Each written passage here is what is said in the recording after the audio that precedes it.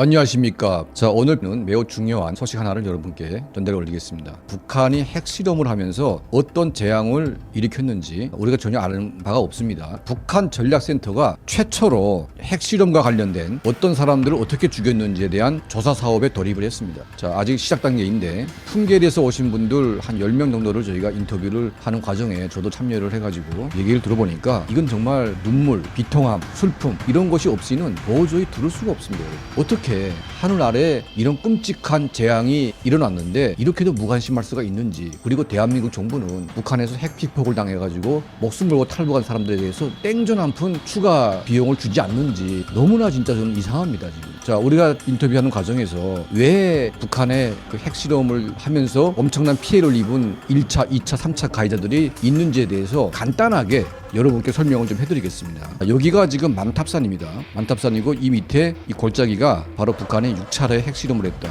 이런 것인데, 1차부터 6차까지 하는 과정에 그 핵실험의 강도 킬로톤이 거의 10배 이상 증가를 합니다. 처음에는 잘 몰랐는데 점점 갈수록 엄청난 폭발과 함께 진동이 감지가 됐고 어마어마한 방사능이 누출이 될 수밖에 없는 거죠. 자, 저희가 조사하고자 하는 이 목적은 뭐냐면 이곳에서 지하 갱도 작업을 한 사람들이 누구냐 이걸 규명하는 겁니다. 첫 번째.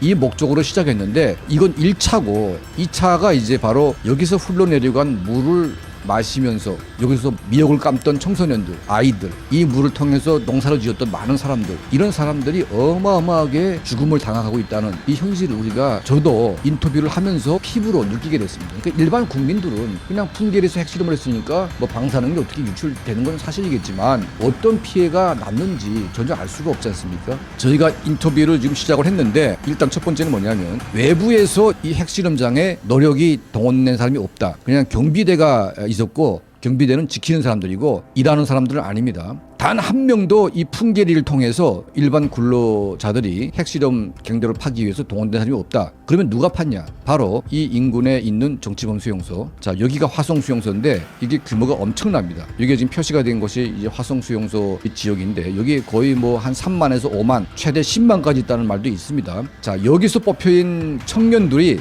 이 골짜기를 통해서 여기 와서 핵실험을 위한 지하 갱도를 팠다는 겁니다.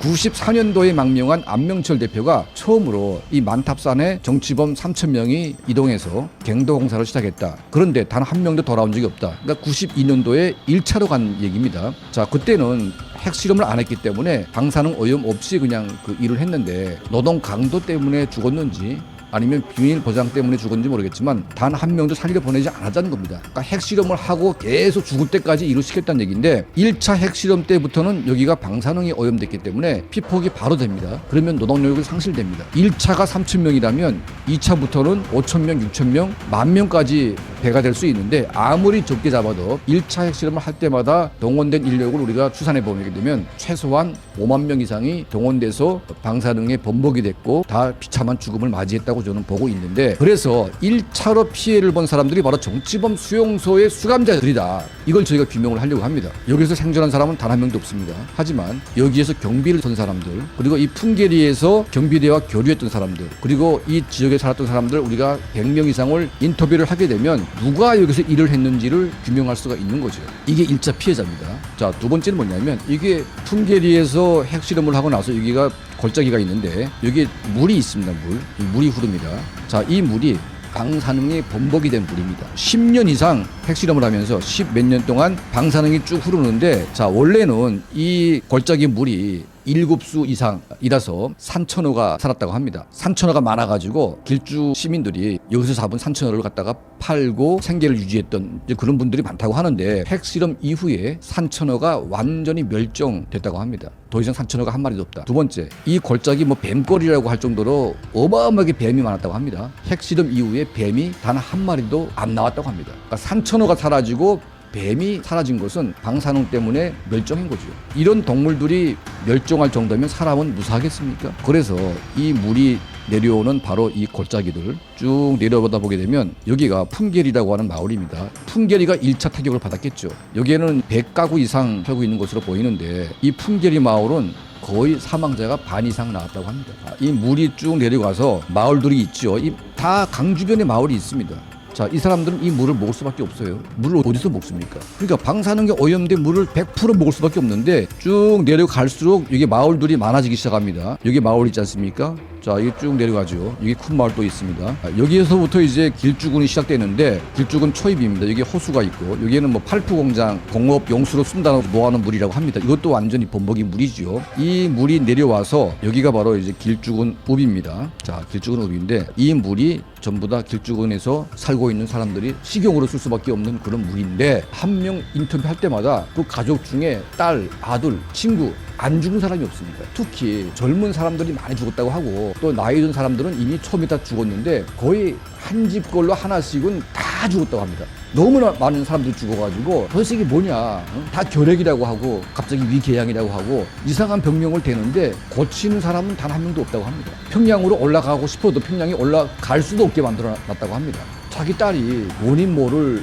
무슨 폐렴이 걸려가지고 병원에 갔는데 1년 만에 사망을 했다고 합니다. 인터뷰하신 분 중에 그 인터뷰한 그 여성분도요, 얼굴이 시누렇게 떴습니다. 이미 문재인 정권 때 방사능 피폭을 검사를 해보니까 후쿠시마 때보다 더 많은 피폭량이 나왔다고 합니다. 그러니까 어마어마하게 피폭이 됐다는 얘기죠.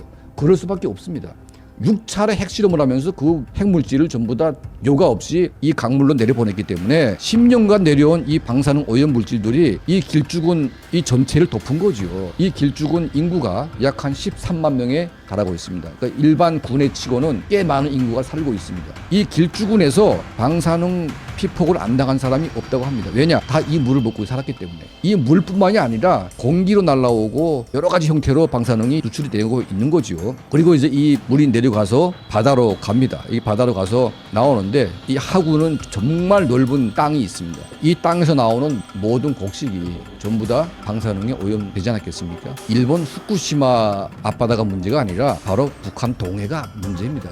그리고 이 동해의 방사능 물질이 대한민국으로 흘러 들어올 가능성은 매우 높은 거죠. 우리가 모르고 사는 겁니다. 모르고. 이미 희석이 돼가지고 잘 모르겠죠. 바다는 희석이 되지만 이 강으로 흘러오는 방사능 물질은 산에 계속 남아있기 때문에 계속 내려오는 겁니다. 그런데 김정은 정권은 핵실험을 할 때마다 이 주민들에게 대피하라 이런 말을 한 적도 없고요. 이 물을 먹으면 안 된다고 당연히 공지해야 되는데 그 물을 먹지 말라고 한 적이 없다고 합니다. 그러니까 사람들은 모르는 거죠. 이 순박한 북한의 인민들이 그 방사능에 오염된 그 범벅이 물을 마시고 씻고 음식하고 이거 정말 말이 되는 얘기입니까, 여러분? 저는 이게 아직 인터뷰 초기 단계이긴 하지만 이 김정은 이놈이 자행한 이 범죄 행위는 이걸 어떻게 우리가 용서를 해야 됩니까?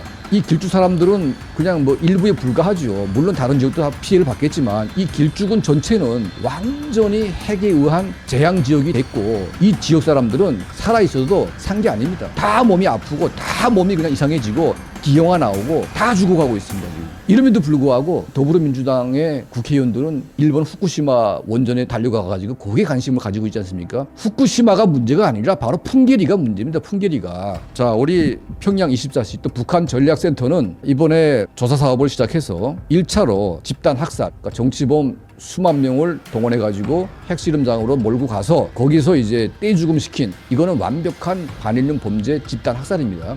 이걸로 김정은을 ICC에다 해부해서 반인륜 범죄자로 처벌하도록 조치를 취할 것이고, 2차는 뭐냐면 정치범뿐만이 아니라 길주에 거주하고 있는 전체 인민이 2차 학살입니다. 2차 학살. 총으로 쏴 죽인 학살이 아니라 히로시마 나가사키에 핵폭탄이 떨어지게 되면 1차로 얻어맞는 사람이 있고 2차, 3차 낙진에 의해서 많은 분들이 계속 죽어나가고 있는 겁니다. 이게 똑같은 거예요, 지금. 핵실험 폭발이 이게 핵폭탄하고 똑같은 겁니다. 이 핵실험 폭발에 의해서 오염된 그 덩어리가 전부 다 길주군에 집중이 됐습니다. 물론 다른 지역도 갔겠지만 길주군은 바로 골짜기 물이 내려오는 그 물을 마시고 사는 사람들이기 때문에 어마어마한 피해를 본 겁니다. 이거를 우리가 밝히려고 합니다. 우리 이제 구독자님들, 북한 전략센터 이 프로젝트에 관심을 가지고 도움을 주실 분들 좀 도움을 주십시오. 우리가 길주에서 오신 분들 너무나 불쌍해가지고 좀 경제적인 지원도 하고 싶습니다. 여러분과 함께 이 김정은 정권의 만행을 우리가 샅샅이 파헤쳐가지고 김정은을 반드시 반인륜 범죄자로 국제재판소에 회부를 해야 된다, 이렇게 보고 있습니다.